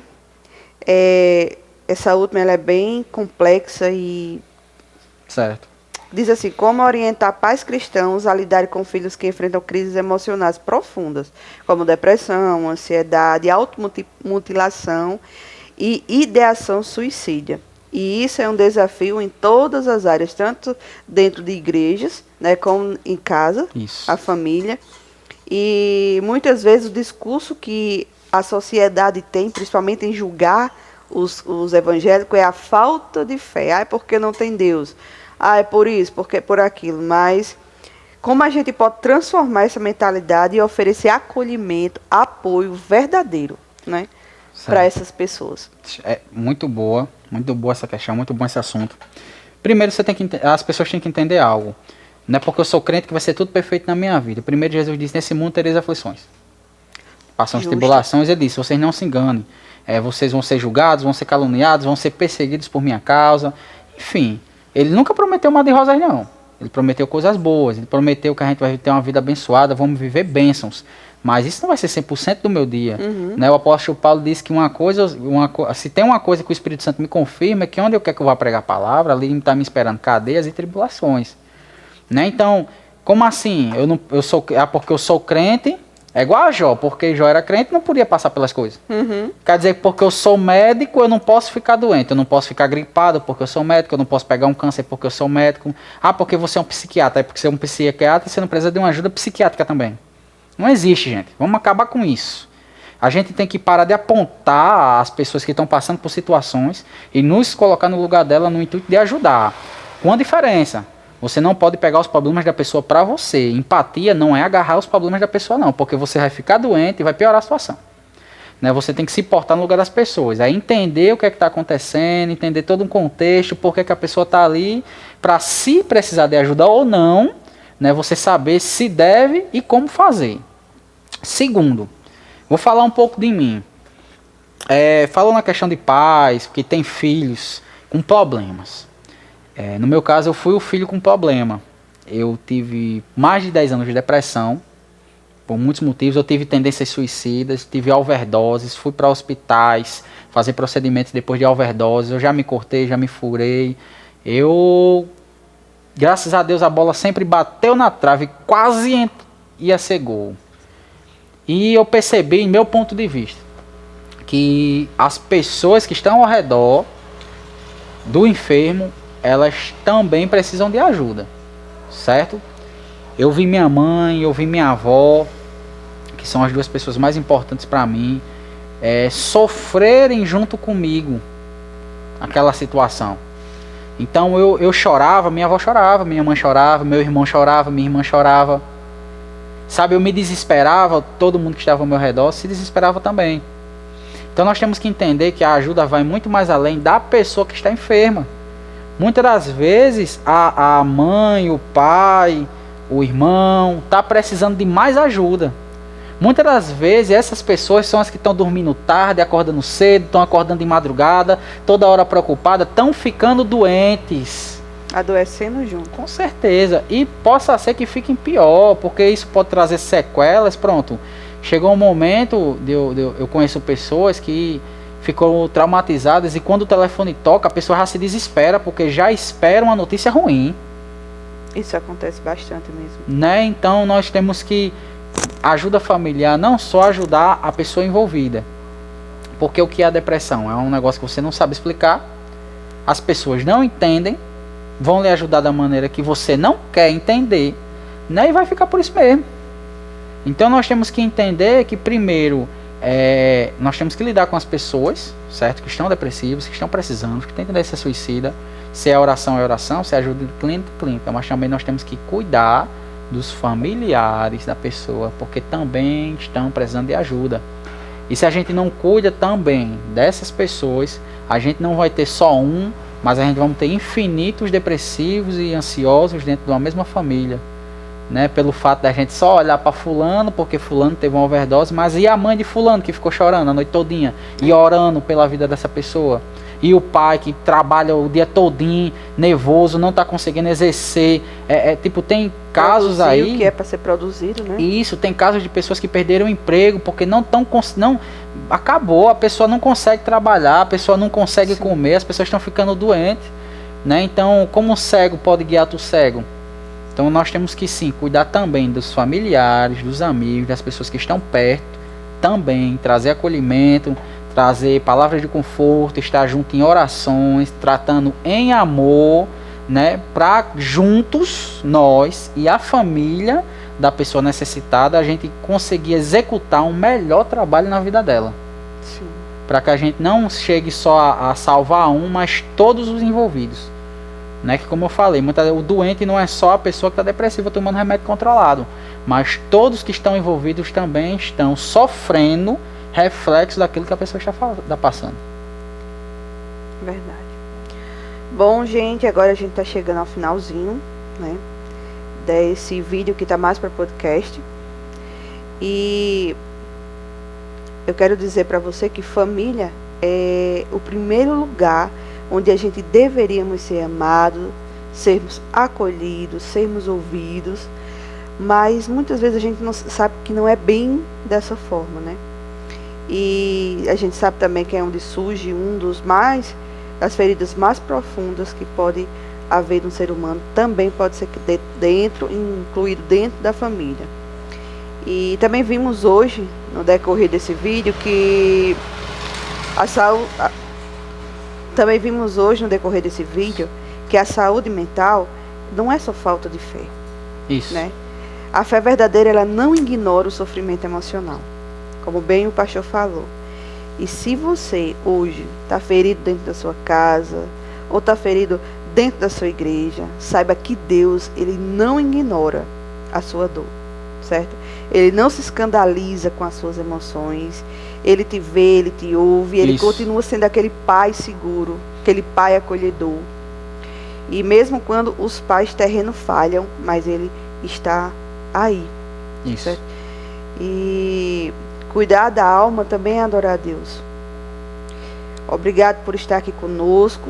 Eu quero agradecer aqui o pastor Douglas, que esteve aqui trazendo essa mensagem, essas respostas para essas perguntas que muitas vezes você tem aí, mas não tem a quem perguntar, né, de imediato. E quero pedir para que você se inscreva no canal Ciclo de Fé, curta o vídeo, isso é muito importante para a gente que doa o nosso tempo para estar aqui trazendo uma mensagem acolhedora, de bênção para a vida de cada um que está aí assistindo, tá? Então, muito obrigada, pastor Douglas, por estar aqui conosco no canal Ciclo de Fé. E eu deixo você à vontade para terminar também esse vídeo, para fazer uma oração final. Por todos aqueles que hoje necessitam, né, dessa oração de uma cura, né, sobre a sua saúde mental, para as famílias que precisam de uma oração hoje, fique à vontade. Essa palavra agora é sua. Amém, né? Já encerrando, gente, obrigado, Lúcia, pelo convite, é uma honra para mim ser participante, né, na vida de outras pessoas, com meu minúsculo conhecimento, com minha minúscula fé, mas se cada um fizesse o que você conseguir, mesmo que seja 1%, mais 1% meu, mais dela faz 2%, se a gente juntar mais um bolo de gente, a gente consegue muita coisa, certo? Todo conhecimento que você tem, alguém precisa, suas experiências, seus testemunhos, né? Então não se diminua pelo fato que você começou agora na fé, porque o médico ele não já entra fazendo cirurgia, ele tem toda uma bagagem dele. Ele fez o primeiro ano, fez o ensino médio, foi aprender a ler e escrever como todo mundo, para depois de muitas décadas se tornar médico, né? Então, seu nível de conhecimento alguém precisa. Eu sempre aprendo com minhas ovelhas, sempre aprendo com as pessoas que eu discipulo, né? Eu aprendo com eles, eles aprendem comigo, que é uma aliança que nós temos que fazer com Deus e com as pessoas. Então eu deixo João 3,16, né? Que Deus amou o mundo de tal maneira que se entregou por nós, né? Jesus se entregou por nós. Deus disse que ainda que uma mãe se esquecesse do seu filho recém-nascido, Deus ele não esquece de nós. Então você não está só. Você não está só. Jesus viu Natanael debaixo da figueira e ele também vê você onde você está. Agora cabe a nós, a Bíblia diz, lançarmos no Senhor as nossas preocupações, as nossas angústias, né, os nossos sofrimentos e também as nossas alegrias, certo? Tudo aquilo de ruim, tudo aquilo de bom, lance na cruz, amém, lance no Senhor, né? Então oremos. Soberano Deus e eterno Pai, te agradeço, Senhor, em nome de Jesus, por esse momento em sua presença. Cremos na sua palavra, que ela diz que uma palavra lançada não volta vazia. Então que cada palavra ministrada, Senhor, tenha sido ministrada pelo seu Espírito Santo. Cada palavra falada tenha sido vindo diretamente por ti, repreendendo toda ação humana, toda mentalidade humana, todo pensamento contrário e sentimento contrário, a fim de que cada onde quer que esse vídeo chegue, essas palavras cheguem, venha-se ali pregar a paz e abençoar as pessoas, Senhor, em nome de Jesus. Que chegue nas pessoas que estão precisando dessa palavra, que o Senhor chegue falando no íntimo dessas pessoas, dentro do seu coração, tratando o espírito, tratando a alma e tratando a carne, a fim de que essas pessoas venham, Pai, sentir a sua vontade, que é boa, perfeita e agradável. Então estabeleça a sua paz, a paz que excede todo entendimento humano, e o seu refrigério dado através do seu Espírito, Pai. Em nome de Jesus. Amém. Amém.